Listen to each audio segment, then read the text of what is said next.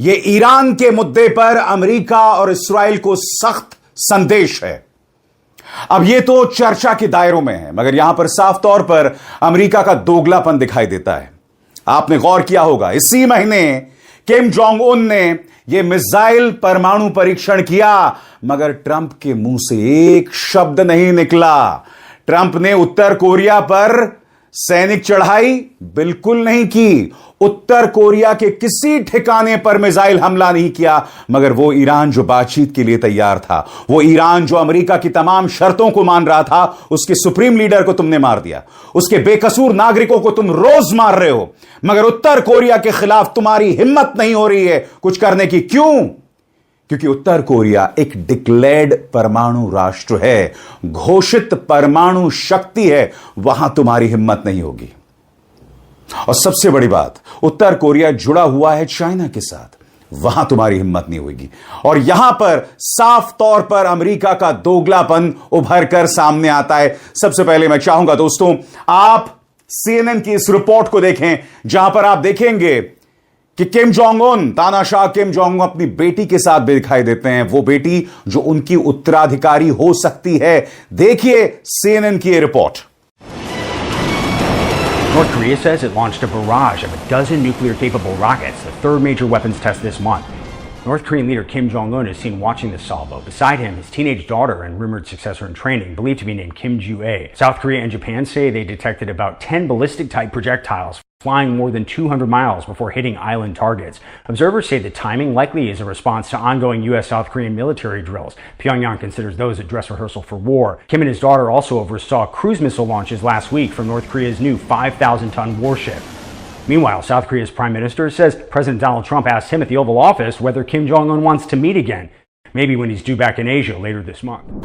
दोस्तों, इस खबर के क्या मायने हैं, इसके सामरिक मायने क्या हैं, इसकी हम चर्चा करेंगे, मगर पहले एक एक करके जो बड़ी खबरें पिछले 12 घंटों में सामने आ रही हैं। सबसे पहले दोस्तों, दुबई के इंटरनेशनल एयरपोर्ट के पास एक बड़ी आग लगी हुई है ईरान के एक मिसाइल हमले में। ईरान ने यहां पर दुबई इंटरनेशनल एयरपोर्ट में जो अमेरिकी इंटरेस्ट हैं, अमेरिकी हित हैं, उस पर प्रहार किया है और आप देख सकते हैं यहां पर आग लगी हुई है। बताया जा रहा है कि दुबई इंटरनेशनल एयरपोर्ट के पास एक ईरानी ड्रोन में हुए हमले के बाद यह जबरदस्त आग लगी हुई है।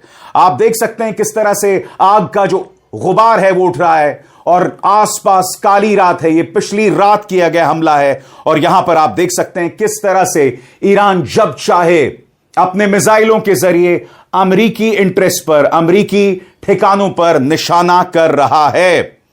इसके अलावा दूसरी बड़ी खबर, नेतन्याहू आखिरकार सामने आ गए हैं और जैसे कि आप इस वीडियो में देख रहे हैं, वो कॉफी पी रहे हैं।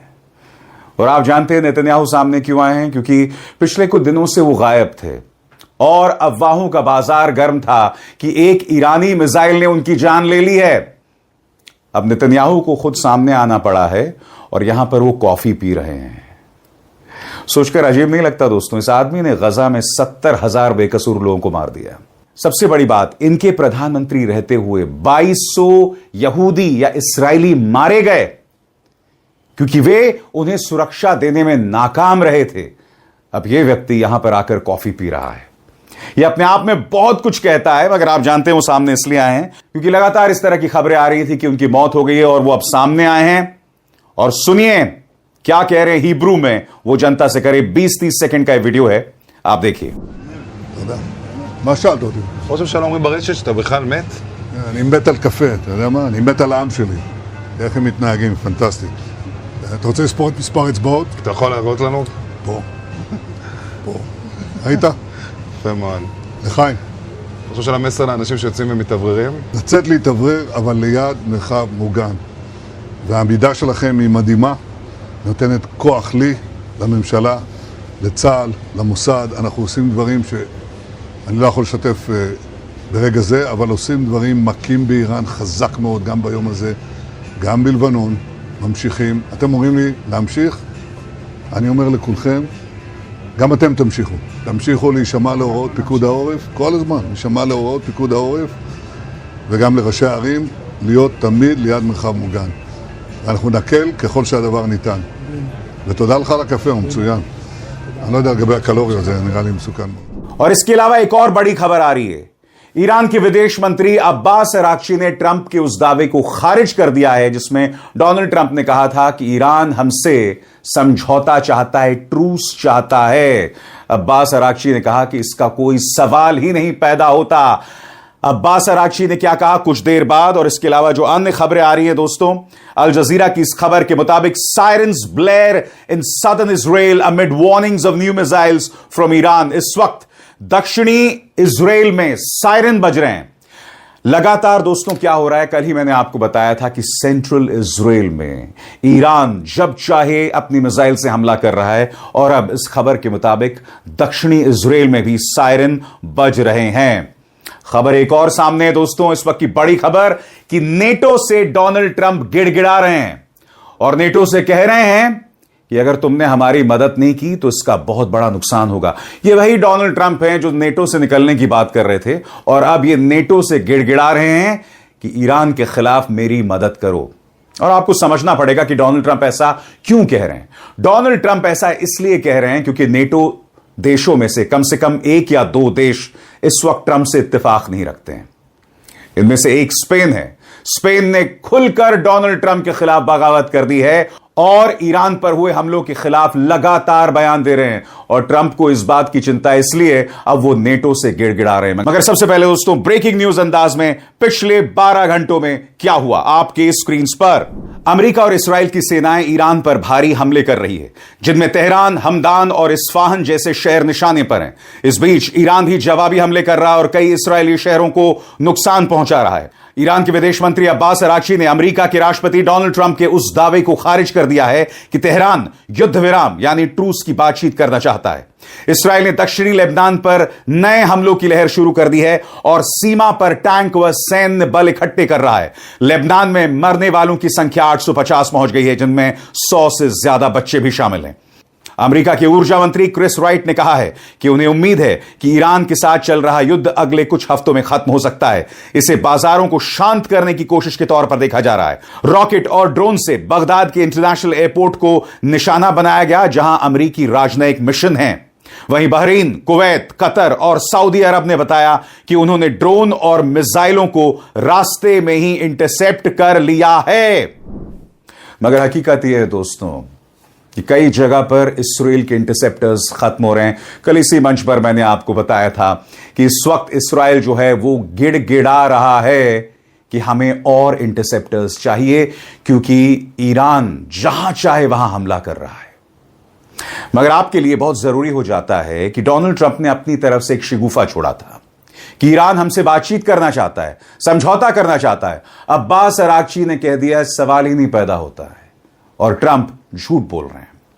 ट्रंप के इस बयान से साफ हो जाता है कि ट्रंप खुद किस दबाव में हैं।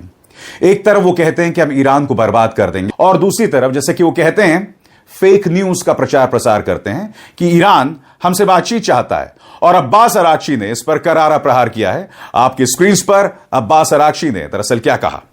ईरान के विदेश मंत्री अब्बास अराक्ची ने अमेरिकी राष्ट्रपति डोनाल्ड ट्रंप के उस दावे को साफ साफ खारिज कर दिया है जिसमें ट्रंप ने कहा था कि ईरान युद्ध रोकने के लिए डील या युद्ध विराम चाहता है।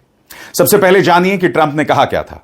ट्रंप ने हाल के बयान में कहा था कि ईरान डील करना चाहता है और युद्ध खत्म करने के लिए रास्ता ढूंढ रहा है। उन्होंने इसे इस तरह से पेश किया कि अमेरिका सैन्य दबाव काम कर रहा है और ईरान अब लड़ाई रोकना चाहता है। अराक्ची ने इस पर क्या जवाब दिया। अराक्ची ने कहा हमने कभी युद्ध विराम नहीं मांगा और न ही अमेरिका से बातचीत की मांग की। उन्होंने यह भी कहा कि ईरान अभी अमेरिका से बातचीत में दिलचस्पी नहीं रखता। उनका आरोप है कि युद्ध अमेरिका और ट्रंप ने शुरू किया, इसलिए ईरान खुद को सिर्फ आत्मरक्षा में यानी सेल्फ डिफेंस में लड़ रहा है। स्वतंत्र और आजाद पत्रकारिता का समर्थन कीजिए, सच में मेरा साथी बनिए। बहुत आसान है दोस्तों, इस ज्वाइन बटन को दबाइए और आपके सामने आएंगे ये 3 विकल्प, इनमें से एक चुनिए और सच के इस सफर में मेरा साथी बनिए। आपको समझना पड़ेगा यह कहीं ना कहीं ईरान की एक और साइकोलॉजिकल जीत है, क्योंकि ईरान साफ तौर पर कह रहा है कि भाई जब जंग हमने नहीं शुरू की तो युद्ध विराम हम क्यों मांगेंगे। गौर फरमाएं दोस्तों, ईरान के अनुसार नंबर 1, जब तक अमेरिका और इजराइल के हमले बंद नहीं होते तब तक युद्ध विराम की बात नहीं होगी। पहले अमेरिका को यह बताना होगा कि हमला क्यों शुरू किया गया, तभी आगे कोई बातचीत संभव है। फिलहाल ईरान का फोकस लड़ाई जारी रखने और जवाबी कार्रवाई पर है, जो हर तरफ दिखाई दे रहा है। दुबई इंटरनेशनल एयरपोर्ट का यह नजारा देखिए जो कुछ देर पहले मैंने आपको दिखाया था। आग का यह अंबार, यह तूफान जो दिखाई दे रहा है। और जैसे मैंने बताया, इस्राएल के इंटरसेप्टर्स लगातार खत्म हो रहे हैं। कार्यक्रम की शुरुआत मैंने किससे की थी दोस्तों? उत्तर कोरिया के इसी महीने परमाणु मिसाइल परीक्षण से। मगर जैसे मैंने बताया कि अमेरिका ने एक शब्द नहीं कहा, एक शब्द नहीं कहा।